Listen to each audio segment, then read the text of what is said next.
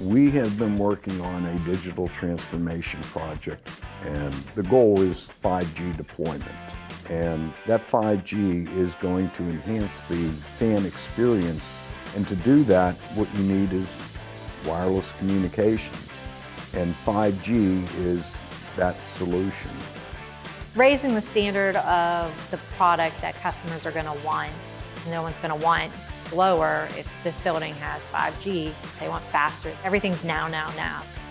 With our apprenticeship, you're not just learning the technical, how to do the cabling and stuff like that. You're also getting your English, your science. So you're still getting that well-rounded education.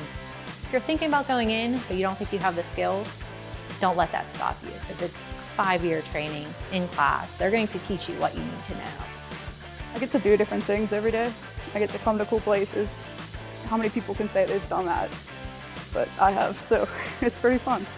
Every day's a puzzle. You're trying to get from one end to the other, and there's always something in between, so you have to find your way around it, figure out the solution. A lot of critical thinking. It's very gratifying being able to work on such a project like this that everybody in the town and across the nation get to see.